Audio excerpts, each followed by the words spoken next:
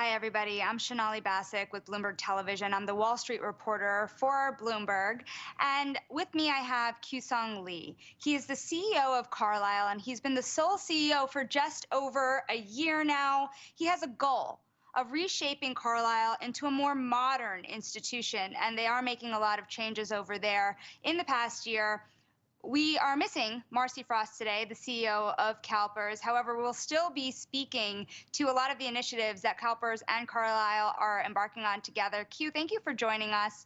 When we think about what you have done here with CalPERS, what you have done is gather more than a dozen institutions, private equity firms, and pension funds, some of the biggest in the Americas, and said, we're going to make data available that was never seen before. That is data tied to emissions. That is data tied to diversity.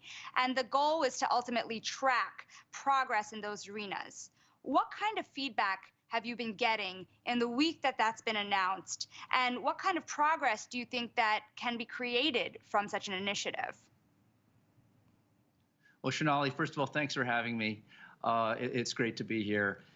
Yeah, I mean, look, it's a terrific initiative that CalPERS and Carlyle are leading, but really it's not about any one firm. It's about collective action in the industry, because only if we can all come together, contribute data in a way where we can create common language and perspectives that cut across in a standardized way, can we actually start to make real progress, track that progress, and have benchmarks so that we can all improve on ESG matters. Since the announcement, it's been terrific. Over 100 GPs and LPs have already contacted us and wanting to join. And the more that do join, the better this initiative will be. And so I invite all LPs, all GPs to want to take part. This is good for ESG. This is good for business, and it's good for the industry. It's a first step. There's a lot more to do, but we're really, really pleased with the reaction and really the excitement of folks wanting to join and come together in a collective way so that we can make improvements. Now, it's not often that you see rival firms get together and share information about their companies, right?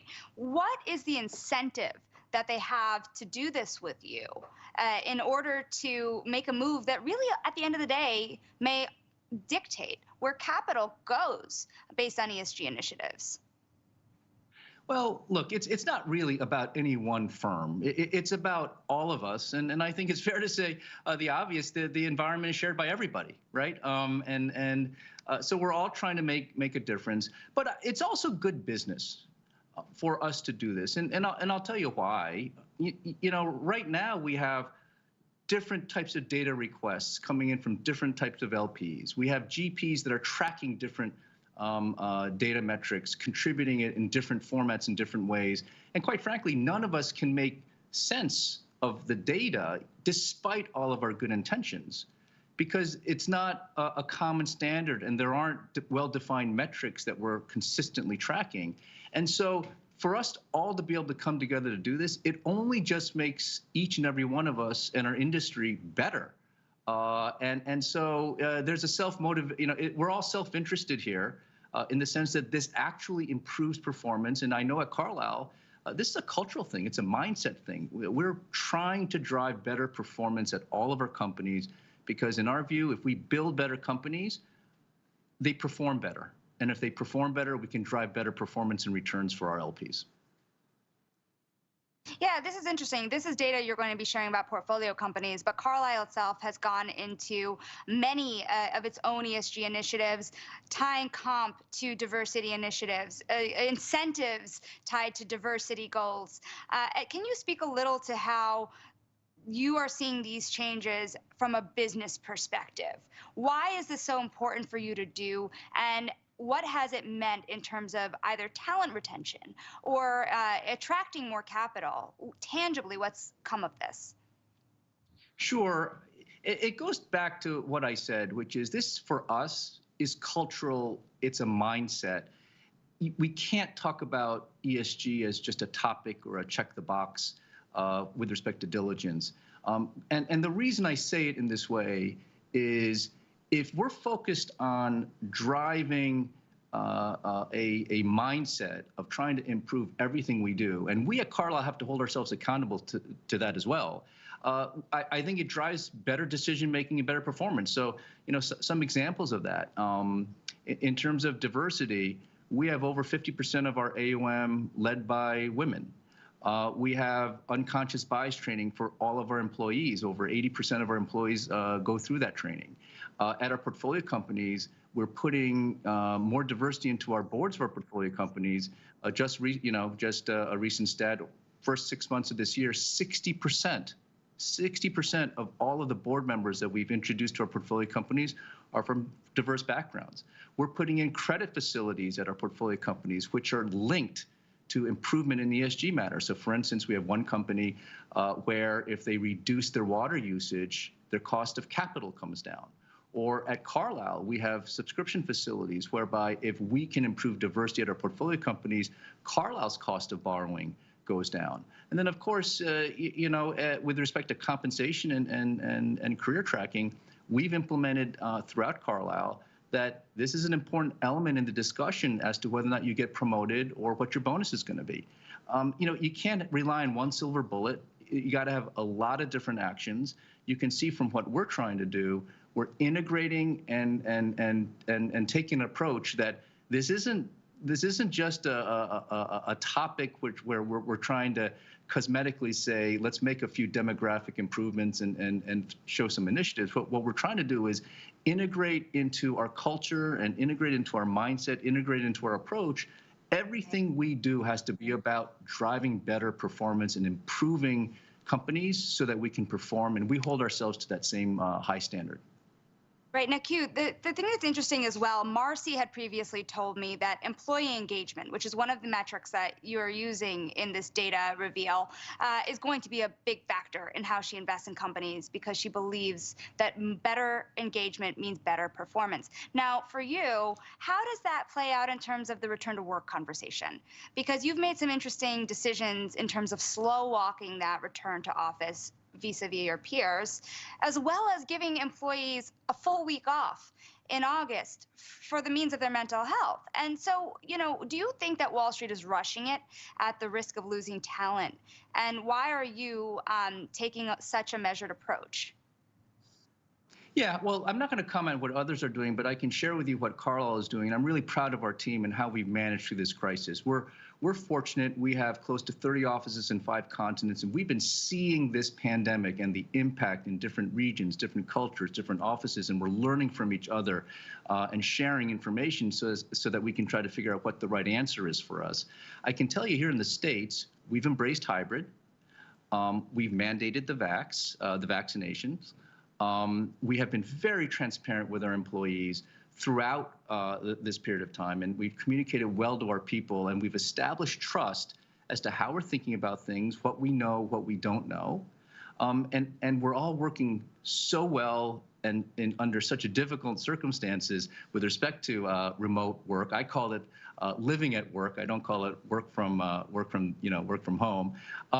As a result, we've established this trust, which has enabled us to communicate very well and get our people back into the office in a hybrid type of an approach. We successfully opened our New York offices and our DC offices several weeks ago. We've now hosted parties physically, cocktail events with our limited partners, and have now interacted with them. All of this has gone great, and I do think it's really important to have a physical connection with relationships with respect to building culture, the mentoring, what younger folks want in terms of trying to understand the nuances of their jobs. But it's also really important for problem solving and creativity, and people have talked about all that. But Sonali, I'll point out, I really think if you do it right, virtual environments can be very good for culture as well. We have now, in certain meetings, people from all over the world in a very flat and lateral design where they are speaking up. Voices are being heard that have never been heard before. The amount of inclusivity that you can have and increase that participation with folks and get different perspectives to the table is made that much better if you use the virtual environment in the right way. So I think it's all about leadership, using the physical environment the right way, using the virtual environment the right way. That's why we're embracing hybrid. But I do think if you do this the right way, you can adapt and you can be better at what you do, and that's what we're pushing for. Speaking of adapting, we are at such a tense point in markets today. There are risks mounting by the day when it comes from Washington to China. So on top of your list of worries, what concerns you most about the trajectory of the investment environment? Yeah, the investment environment, no doubt, is incredibly complicated right now, and navigating it is going to be a challenge. But we've been in this for many decades, and we have a long-term perspective.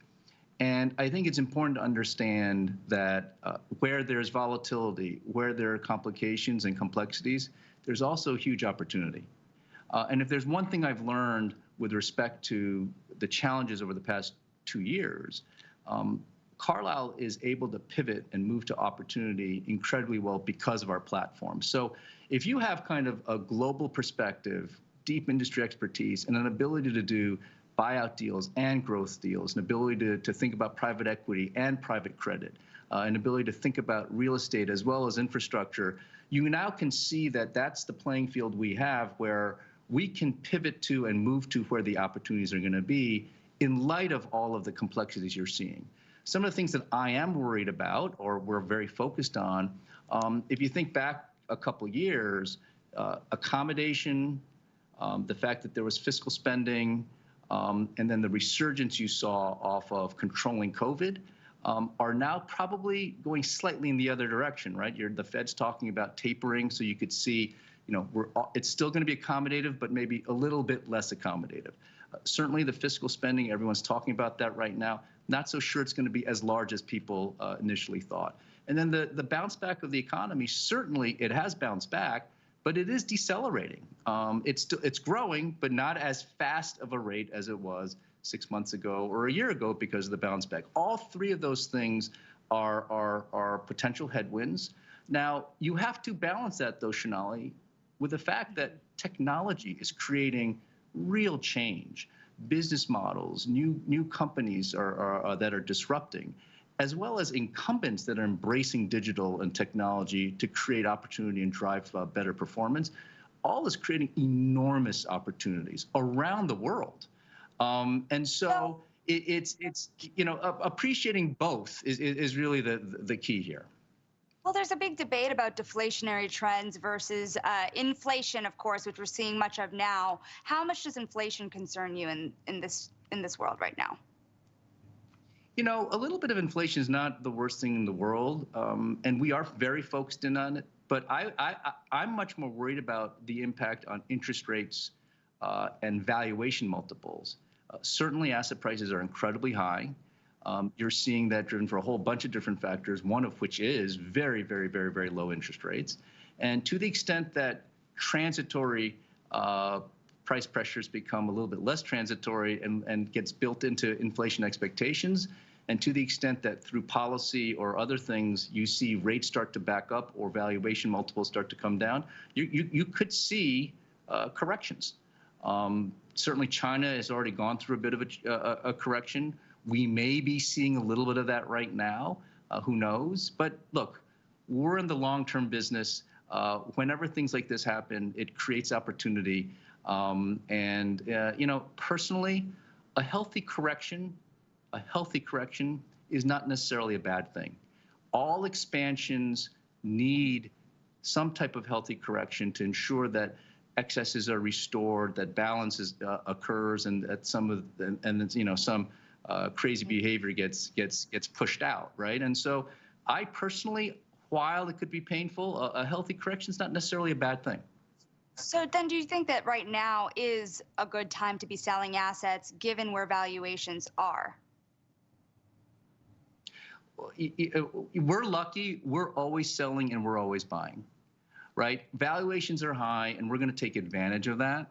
in certain sectors, certain companies, certain investments that we've held. But at the same time, like I told you before, we see enormous opportunity, and we're putting more money to work and investing in regions and in industries that we find incredibly attractive. So again, the benefit of our platform, we're always selling, we're always buying, but make no doubt about it, when valuations are high, to the extent that we can in our portfolio, we'll take advantage of it. Now, I'd be remiss if I didn't ask you about some of the challenges in China, given kind of your work you do outside of Carlyle on many different advisory boards. What is the biggest concern in the environment among your clients and peers right now that you're seeing? What advice do you have for anybody that is looking at the crackdowns in China? Sure.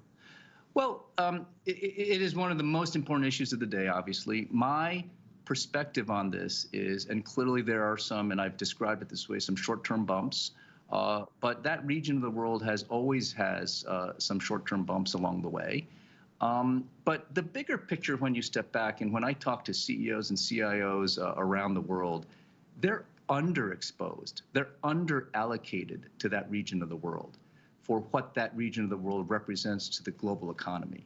And so the question isn't, should I be investing in that region or not? It's really, what's the best way and how should we be doing it? And in my mind, I think there's more opportunity in that region of the world than not, especially since valuations have corrected a bit in that part of the world. I do think the mindset needs to be one of very long term, to be consistent, and to be committed. You cannot, it's not a region where you can go in and go out, go in and go out. It's a region where you have to appreciate the bigger picture, how important it is to the global economy, how essential it is in a modern day, well-constructed investment portfolio, and then thoughtfully think about how do we consistently invest in that region of the world with the best partners so that we can take advantage of the investment opportunities there. Now, we only have less than a minute here, but I want to get your opinion on the debt limit, because we are seeing the bank CEOs go to Washington or attend a virtual meeting today. What concerns you? Well, I think it's the politics and the rhetoric. When I go to Capitol Hill, and I just came back from D.C., and I meet with both sides of the aisle, everybody appreciates and understands that, of course, we're going to have to raise the ceiling. Yet the politics and the rhetoric are getting in the way. I am very confident our policymakers and our leaders will figure out the right answer here. Exactly how they do it or when they do it, my crystal ball is not that good. But I'm not as worried about the debt ceiling and that not being resolved. I think it will be. It's just a matter of when and how.